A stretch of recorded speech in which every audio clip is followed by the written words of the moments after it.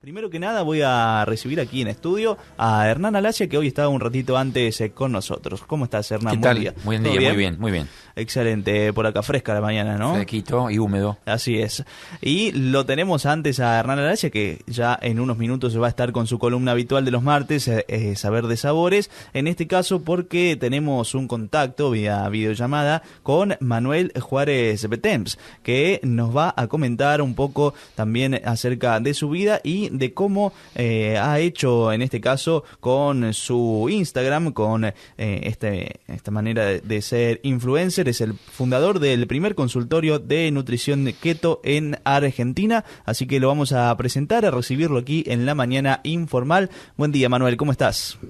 Buen día, ¿cómo andan? ¿Me escuchan bien? Excelente por acá. De este lado, Nico y Hernán para dialogar con vos. Así que, bueno, nada, contanos un poco qué es de tu vida, qué es lo que haces y a qué te dedicas justamente en esta página de Instagram que tenés. Bueno, gracias por la invitación.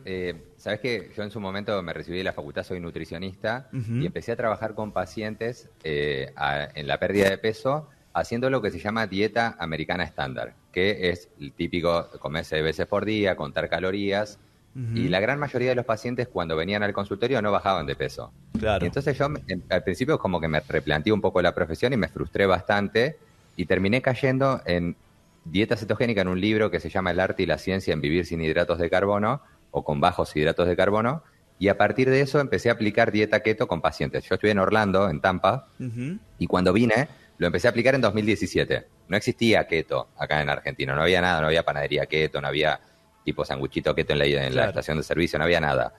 Y lo empecé a aplicar en pacientes y todos bajaban de peso, o sea, no había persona que no baje de peso. Y es una cuestión química que cuando vos bajás el consumo de hidratos de carbono, para que la gente que no entiende, hidratos de carbono es la harina, la galletita, el pan, la pasta, etcétera, tu cuerpo, por un proceso químico que se llama cetosis, por eso se llama dieta keto, ¿no? Que en inglés se llama quitosis, empieza a quemar la grasa como combustible y a partir de la quema de la grasa se generan cambios hormonales que facilitan la pérdida de peso a largo plazo, como te da más sensación de saciedad, mejoran los valores de insulina, mejoran los valores de colesterol, de triglicéridos, y es un éxito rotundo en consultorio, y por eso me hice más conocido en redes, ¿no? ¿Te puedo hacer una pregunta? Sí, las que quieras. Vos decís cuerpos cetónicos. Bueno, yo soy ingeniero en alimentos.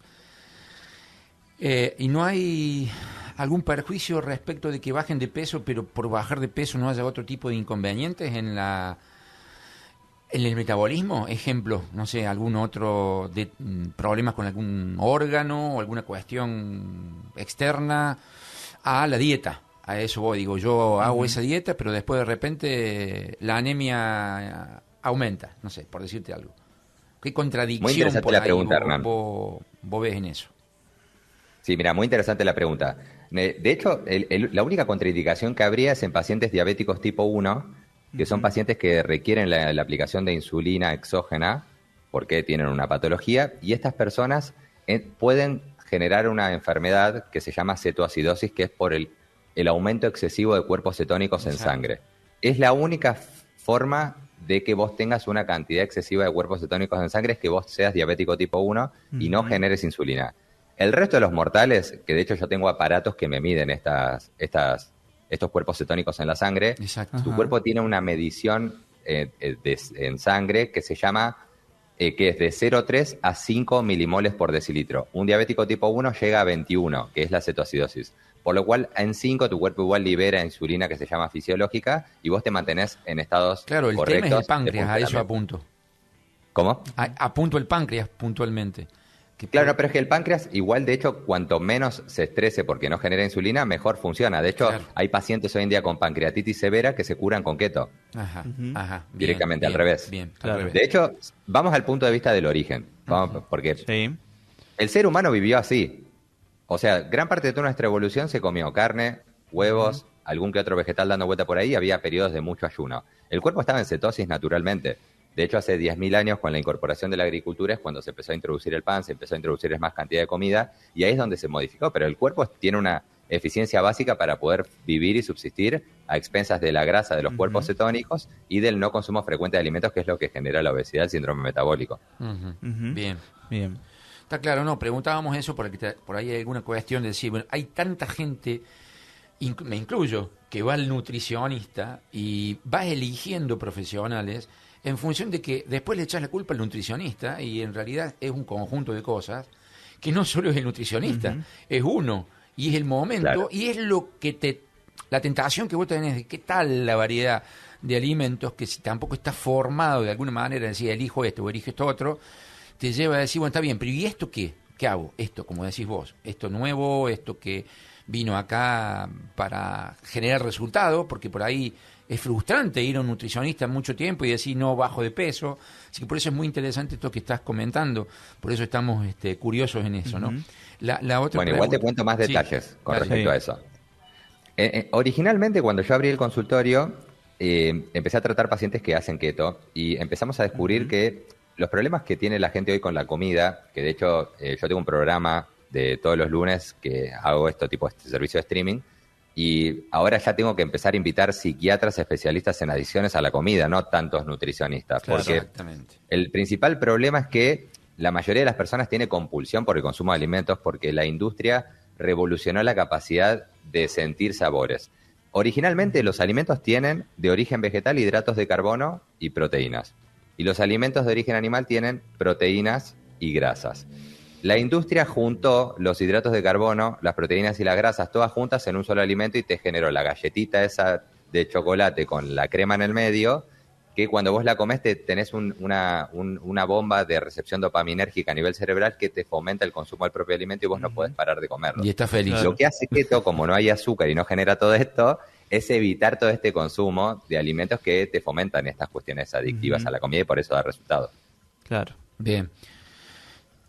Puntualmente el tema es curioso porque no sé si es nuevo esto, viste que por ahí uno no inventa nada, sino que trae algo diferente y lo importante es, a ver, la función que tienen los medios de comunicación es informar y que la gente realmente baje a tierra, tanto los medios de comunicación modernos o los tradicionales como la radio.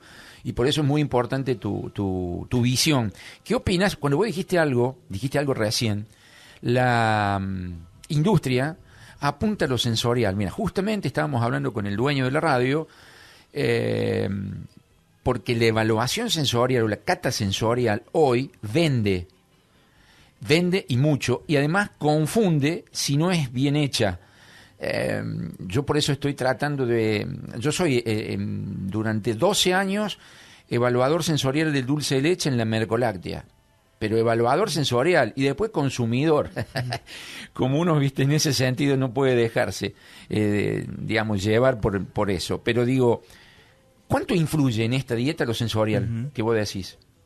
Un montón. De hecho, vos fíjate que ahora la evolución de la dieta cetogénica hoy en día se llama carnivore diet, que es lo que yo hago, que es solo comer carne y huevo. ¿Repetís eso? No, claro, la evolución de la planificación cetogénica en estos últimos 5 años fue mutando a dietas de eliminación total, se llaman. Que de hecho hay mucha movida en redes sociales y hay 4 papers escritos, hay 4 fundamentaciones científicas hoy en día de comer solo carne y huevo.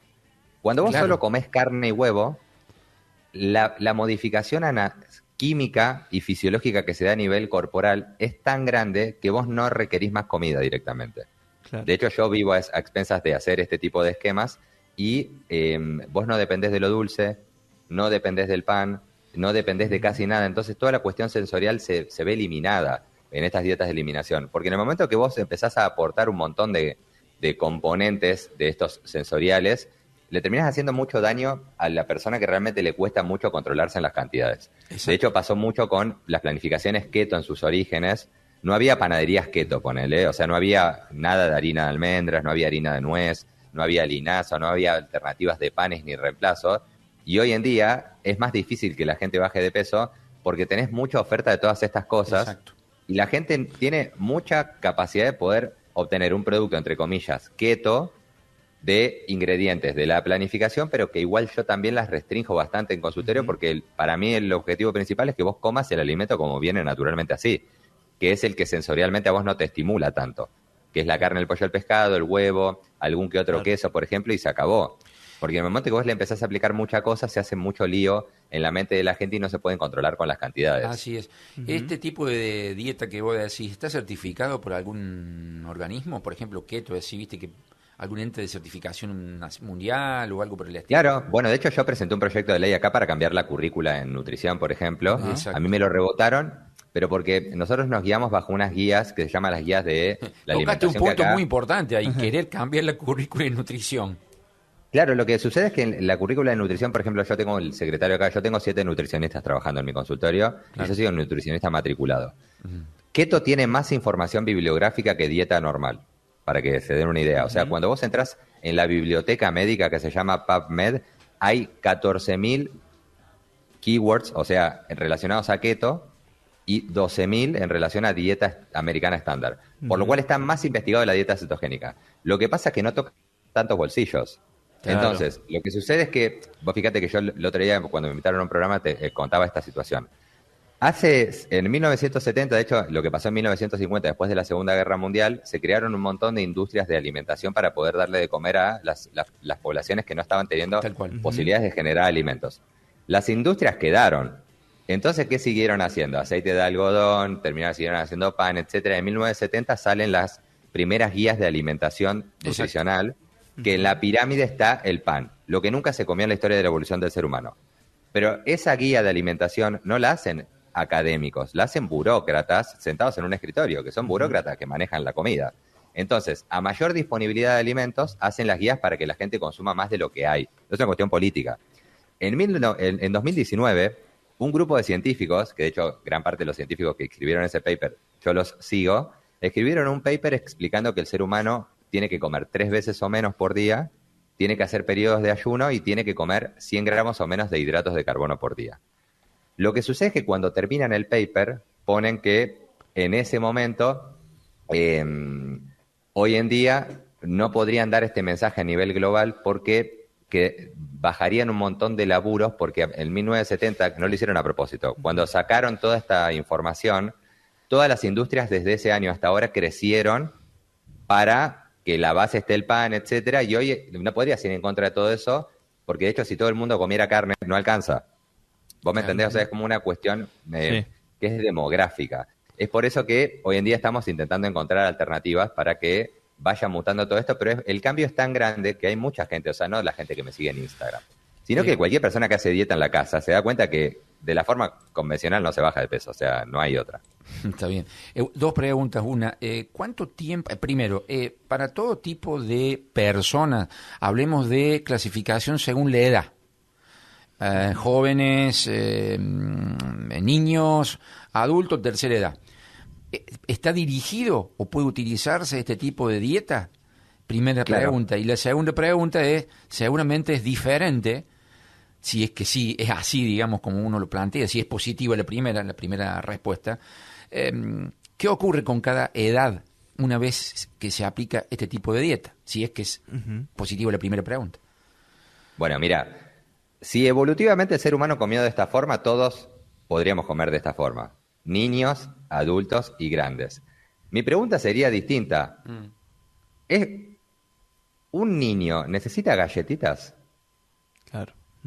Porque yo digo, vos me estás preguntando si un nene puede comer carne, por ejemplo, huevos, vegetales, si un adulto puede comer carne, huevos, vegetales, pero un adulto puede fumar y tomar alcohol, o sea, puede consumir galletitas, puede comer pizza todos los días. Vos fíjate que el enfoque está tan puesto en que lo que yo digo en el mainstream está tan fuera de lugar, que está tan acostumbrada la gente. Vos fíjate que cómo funciona. Yo si como un huevo duro, por ejemplo, en el subte, la gente me mira raro. O me miraban raro hace 10 años. Pero la gente come galletitas y toma gaseosa común con azúcar como si nada pasara. Y ese es el principal problema. Por eso todos los grupos de seres humanos tienen que hacer keto, no pueden.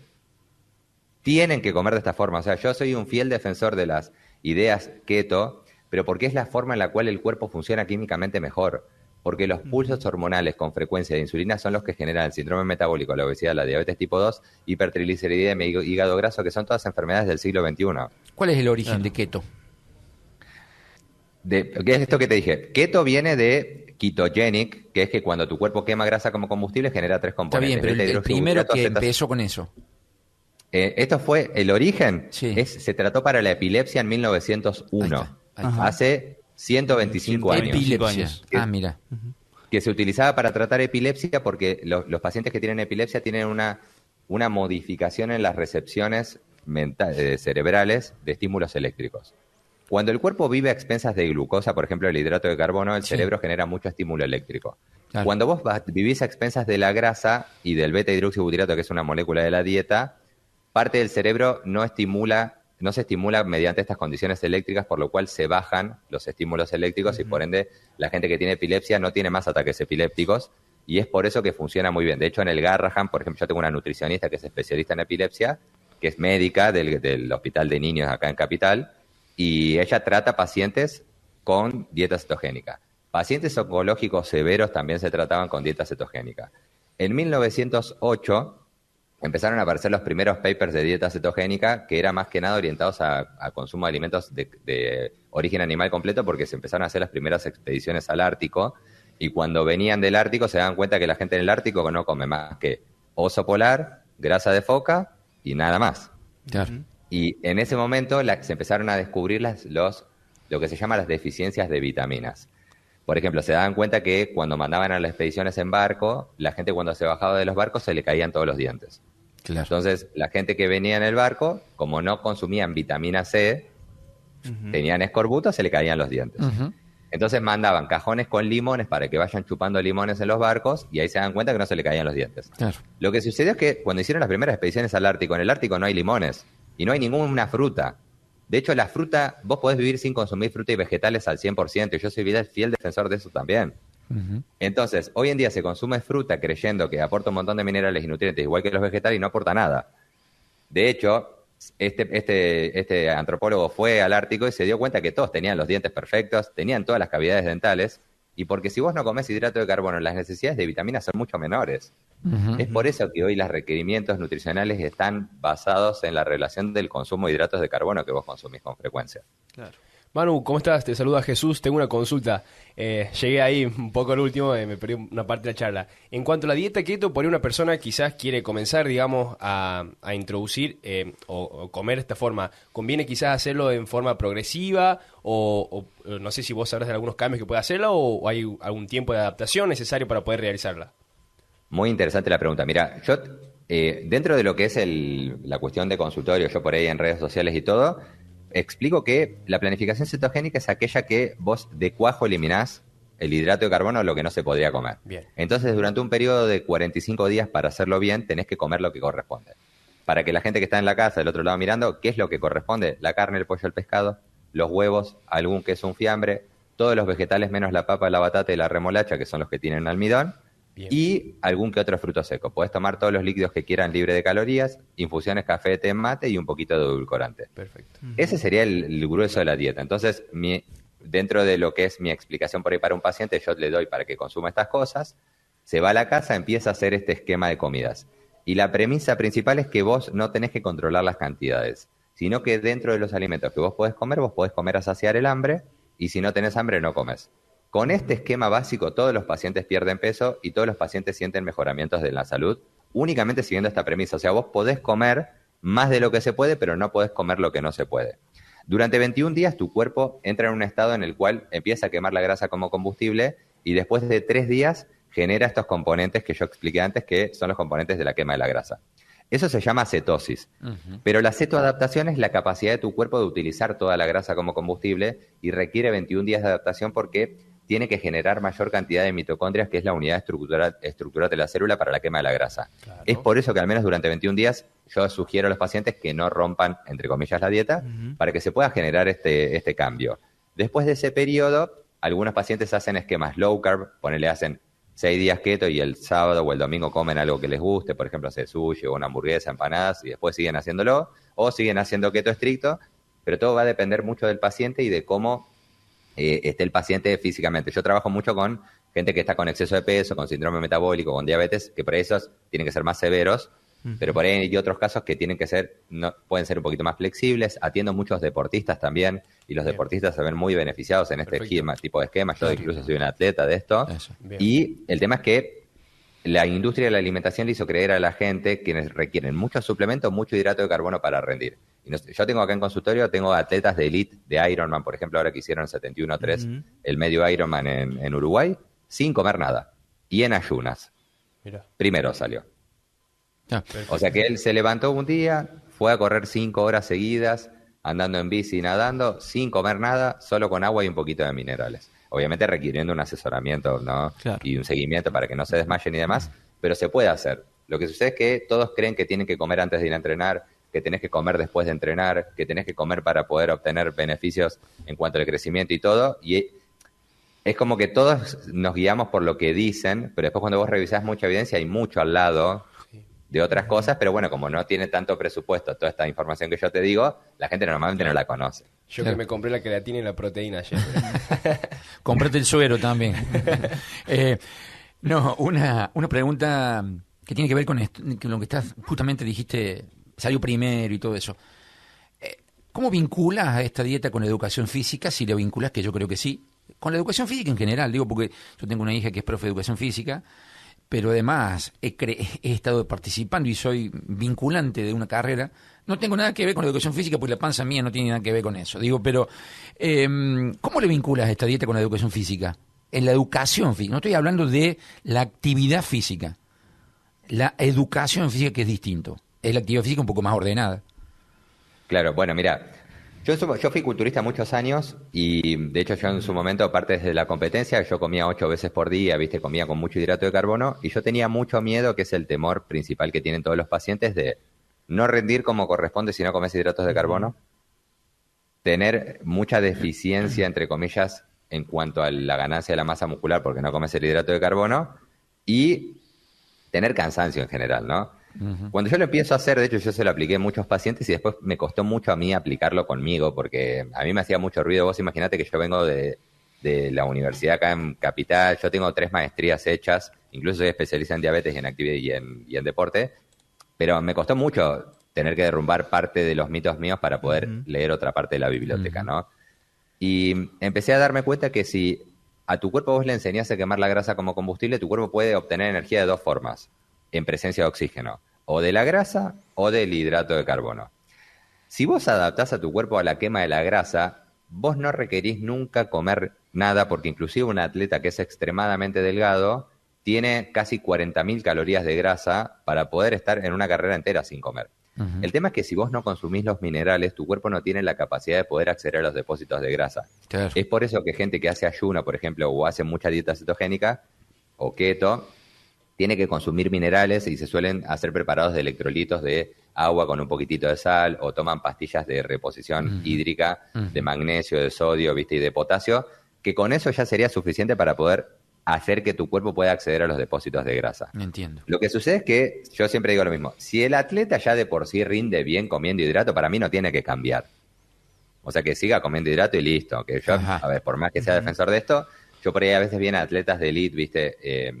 A querer cambiar, no van a rendir más o menos. Es como vos te sentís, ¿me entendés? Claro. Y en ese sentido yo siempre digo, si vos ya rendís bien con hidrato, buenísimo. El problema es que la mayoría de la gente rinde bien, pero no se ve bien. Claro. Entonces, caemos en que yo tengo atletas, por ejemplo, que corren 42 kilómetros, pero están con 10 kilos de exceso y no los pueden bajar. Claro. Corre, pero la figura es el problema. Claro, y aparte vos imaginate que si vos corres, cuando vos acarreás peso en exceso, igual aumenta el rendimiento bajando de peso. O sea que es una cuestión física de transporte de un movimiento, de una masa que vos tenés de más, ¿me entendés? Y entonces ahí se dan cuenta que vos podés rendir igual o mejor, porque incluso perdés peso, sin comer el hidrato de carbono, pero como te digo, requiere todo. Lo que sucede mucho es que acá, por ejemplo, en Capital, yo tengo muchos pacientes que por ahí van a grupos de running. Claro, en el grupo de running son 10. Y por ahí me vienen a ver a mí una vez por mes o me escuchan los podcasts en Instagram, etcétera. Y claro, yo por ahí le digo que puede hacerlo, pero en el grupo de running todos comen hidratos. Y entonces después como que está en combate 1 contra 9 y termina comiendo hidrato y deja de venir acá, ¿me entendés? Claro. Entonces es lo que sucede mucho, que es la presión social negativa que se llama. Bueno, preguntas hay mucho, yo tengo una última. Y después no sé, bueno, el equipo acá, ¿qué opina? Digo, recién yo te preguntaba si había alguna cuestión que tenga que ver con que este tipo de dieta afecte a la salud y venga o sobrevenga alguna afección. Ahora al revés, como vos dijiste recién, una persona diabética, tal o cual cosa.